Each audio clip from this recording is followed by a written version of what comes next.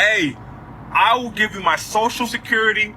I'll give you my next paycheck. Matter of fact, paychecks, plural, all of them. If you can show me somebody in the Bible, in the New Testament, where they in verbatim baptized in the Father, Son, and Holy Ghost. Yeah.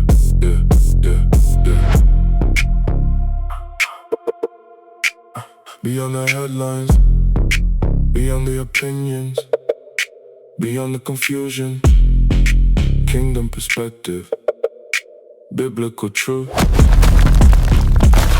This is kingdom clarity.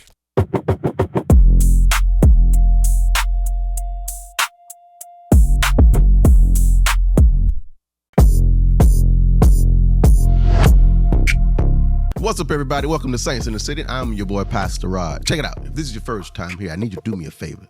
I need you to like this video and then share this video and then come over here and subscribe and become a part of our Sick With It family. Because over here, this is the place where the Bible meets the block. Purpose finds you in the process. Well, ladies and gentlemen, this is Kingdom Clarity, where we get clarity when it comes to the Word of God or things we may hear or see out here in these streets. Today, I'm going to introduce you to some people who say that if you weren't baptized the way that they say you need to be baptized, then you're baptized or your baptism isn't valid. That's right. According to these people, you are on your way to hell. Wow. Well, that's kind of harsh, right? But let's dissect this. We're going to dissect this with the Word of God, too. Y'all ready, saints? Let's go. So last night I watched this video of Pastor Philip Anthony Mitchell, and he was talking about how he doesn't have time and he gives grace to the non-essentials. And then he used this example. Now, when he used this example, this was pretty alarming to me.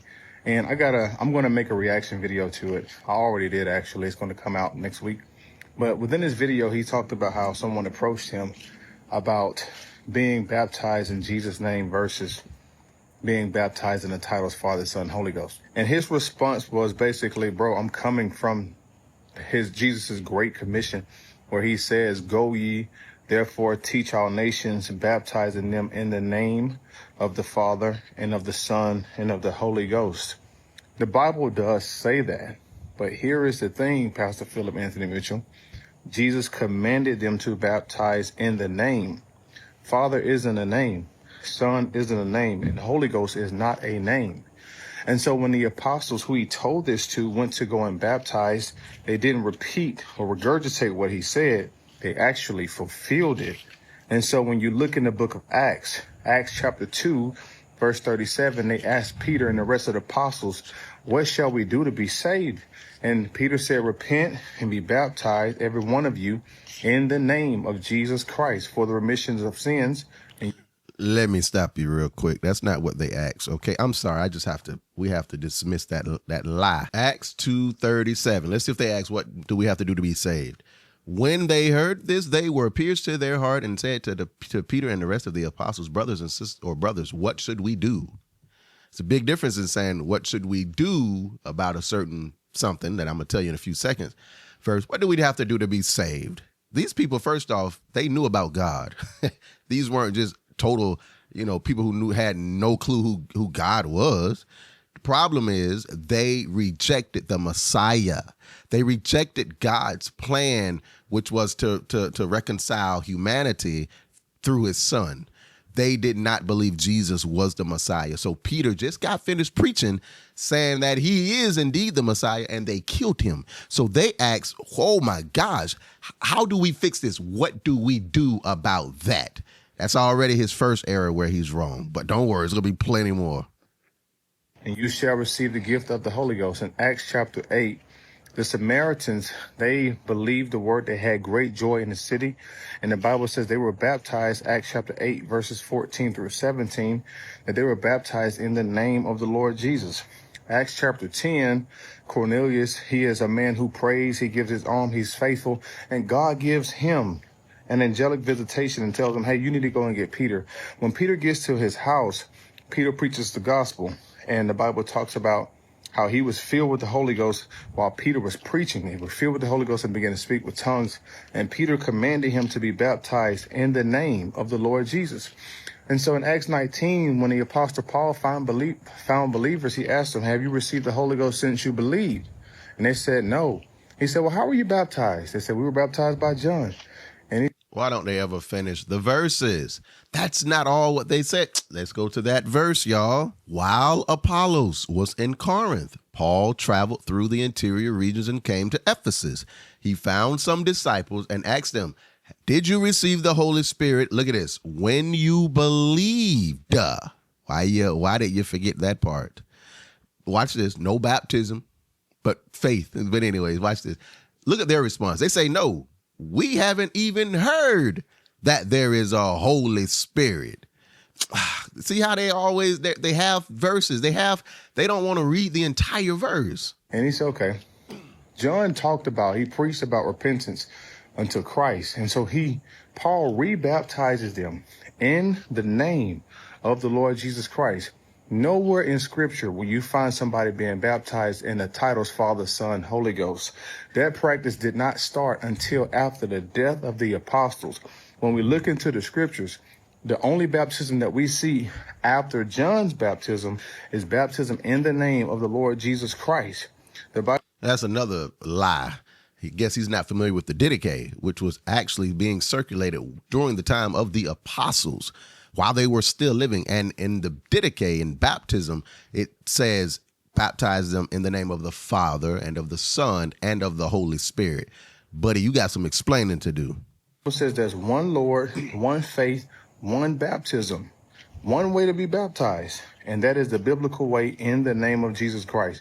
We cast out devils in the name of Jesus. We pray in the name of Jesus. The Bible says in Colossians 3:17, whatever you do in word or deed, do all in the name of Jesus. Why? When we go and baptize, we baptize in the titles and we don't use the name. The baptism that the apostles preached was baptism in the name of Jesus Christ, not the titles, Father, Son, Holy Ghost, because the power is in a name, because he has a name that is above all names. Acts 4:12 tells us that there's no salvation in any other. There's only one name given to men whereby we must be saved. And so the name of Jesus is not a non-essential. It's absolutely essential. Be careful what you call a non-essential, because God may call it a non-negotiable. Ladies and gentlemen, it is imperative that you understand what name means when you're reading this text. It don't always mean self-title, okay? Here in context, it could mean power, authority. So it's not just about, my name is Rod. No. So he goes to Colossians. Let's go to Colossians, but I want to go to a couple of verses earlier. Before we get to the one verse that they like to always take out of context, let's read this a little earlier. He say in verse 12, Colossians 3, therefore, as God's chosen ones, these people are already saved. So that already watch this, that's already going to destroy his premises of, you have to be baptized by saying in the name of Jesus. Watch this. And dearly beloved, put on compassion, kindness of humility, gentleness, and patience, bearing with one another and forgiving one another if anyone has a grievance against another, just as the Lord has forgiven you, so you are also to forgive. Above all, put on love, which is the perfect bond of unity. Remember, he's talking to believers. And let the peace of Christ, to which you were also called in one body, rule your hearts. And how do a person get into that body? Paul has already told us in 1 Corinthians 12:13, by one Spirit, we are all baptized into the body of Christ. Watch this. And be thankful. Let the word of Christ dwell richly among you in all wisdom, teaching and admonishing one another through psalms, hymns, and spiritual songs, singing to God with gratitude in your hearts. And whatever you do in word or in deed, do everything in the name of the Lord Jesus, giving thanks to God the Father through him. Well, that verse destroys a lot of things. One, it shows you that Jesus is not the Father. Two, listen, the name here, it doesn't mean you have to verbally say Jesus' name. I wonder, did he verbally say Jesus' name when he went to the bathroom? Because it say in everything, whatever you do, in word or deed, whatever you do. I wonder, did he say in Jesus' name when he got in the car and made a left? I'm making my left turn in Jesus' name. No, whatever we do, it's by the authority. We already have the authority. In other words, Christ has given us the authority to do so. That's what it means. Baptism in the name of the Father, Son, and the Holy Ghost. For people who do that, hey, I will give you my social security. I'll give you my next paycheck. Matter of fact, paychecks, plural, all of them. If you can show me somebody in the Bible, in the New Testament, after Jesus' death, where they in verbatim baptized in the Father, Son, and Holy Ghost. You can't. It's only in Jesus' name. Well, first off, young man, you may want to keep your eyes on the road. Secondly, well, we know you get Social Security. Okay. Thirdly, you're going to lose all your little money, all your little bubblegum money that you use to buy your little bubblegum with them cheap glasses you got on your face, because it's all throughout the scripture. You think you slick. So I'd like to challenge him to show me where anybody was baptized verbatim saying, I baptize you in the name of Jesus. Yeah. Because the name of the Father, Son, and the Holy Ghost is Jesus. That's who Jesus is. That's who Jesus is. Because based off of Matthew 15:9, in vain do they worship me. So it's saying that you can worship God in vain. You can baptize in vain. You can do different things in the church in vain. So there's a correct way to do things and there's a wrong way to do things. And to be honest, the same way how the same way how Satan deceived Eve subtly, through subtlety in the garden, is the same way that he deceives people even in the church through subtlety. Because some people may say, well, God knows that I mean, how I mean to be baptized. No, he doesn't. When he told the man to go wash in the pool of Siloam, I'm sorry if I mispronounced it. But he told him to go wash how many times? How many times? You're not cooking nothing. In fact, why are you talking about naming? That ain't got nothing to do with water baptizing under the new covenant. Nothing. Absolutely nothing. Secondly, you said that the name of the Father and the Holy Ghost is Jesus. Well, you're going to have a problem with the Bible. Look what John says in 2 John chapter 2. He says, verse 3, grace, mercy, and peace will be with us from God the Father and from Jesus Christ, the Son of the Father. In truth and love. You got a whole problem there, buddy, old pal. You know what? I ain't done. Watch this. John 1:1. In the beginning was the Word, and the Word was with God. That is Jesus Christ, the Word with the Father. How do we know this? Watch this. We can go verse 2. He was with God. That's the Father. Don't act like John didn't already tell us. God the Father in the beginning. Watch this. Let's go down here to verse. I want to go down here to verse 14. Let's go to verse 15. Right here, 14. It says, the Word became flesh. Who became flesh? Jesus Christ, not the Father. Watch this. And dwelt among us. We observed his glory, the glory as the one and only Son from the Father. Yeah, buddy. Yeah, I'm sorry. The name of the Father ain't Jesus. The name of the Holy Ghost ain't Jesus. The name of Jesus is the Son. Thank you. A specific amount of times. I believe it was 7. I believe it was 7 times. If he would have go wash 5 times, he wouldn't have got healed. If he would have go, if he wouldn't have go wash 4 times, he wouldn't have got healed. Whenever God told Noah to go build the ark, if Noah wouldn't have built that. Why you keep looking back? You probably want it. Yeah, you probably ain't got no driver's license. That's why you keep looking back over your shoulder to make sure the popo ain't following your behind. You need to be arrested for this trash you're teaching, though. I'll tell you that. Ark, the way he told him to build it, guess what? He wouldn't have had enough room for the animals and everybody else. For that perilous journey, that lonely, desperate journey of being on that ark. People, we try to fit our agenda into how we into tradition. What does the Bible say? We know that Peter and Paul, and we know that all these apostles were willing to go to the death about Christ. We know that Peter was given the keys to build a church on, right, to be the rock of the church. So that's why Peter baptized in the name of Jesus. Because Peter said, okay, I'm going to baptize in the name of the Father, Son, and the Holy Ghost. That name is Jesus. Lord, I'm going to baptize in your name. You think all those apostles who were sitting there with Peter, you think all those apostles would have let Peter baptize in the wrong thing? That's why they sat back and said, yeah, you good. Otherwise, if they knew it was wrong, they would have said something. Because they were obviously willing to die about this, because we know how they died gruesome deaths. So they was obviously willing to die about it. So you think they would let Peter go deceive all them people? Nah. We've been deceived the same way how Satan.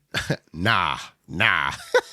Let's go to the Bible. Look what Paul says in 1 Corinthians 1:17. He say, for Christ did not send me to baptize.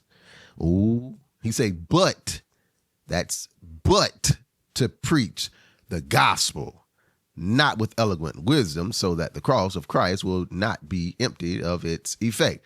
Did you hear that, young man? Paul literally says Christ didn't send me to baptize, but to preach the gospel. So what's more important, baptizing or preaching something that actually saves you, which is the gospel?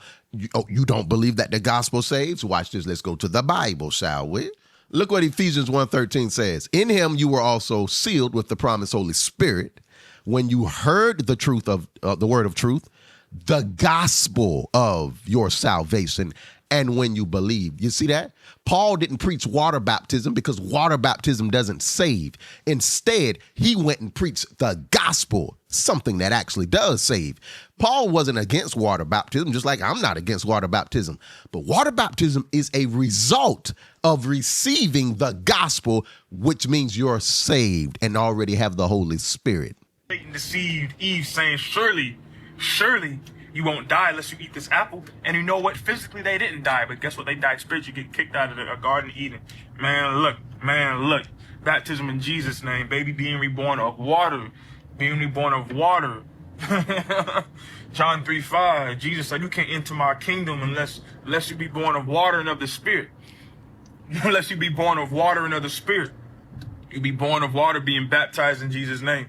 Listen, ladies and gentlemen, I just want you to know that these people who we just saw, they're biblically illiterate. In fact, when it comes to the Bible, they have the intelligence of a gnat. That's bad. So stand on the word of God, saints, because I don't know what else to say. Saints, but I do want to hear from you. I want to hear from you in the comment section.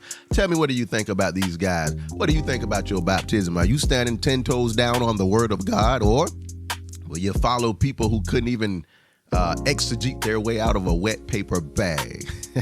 Hey, this is Saints in the City, where we don't fold, we fight different. This ain't hype, it's holy. Still riding clean, but my spirit stay low-key. Lying in my chest when the dark starts.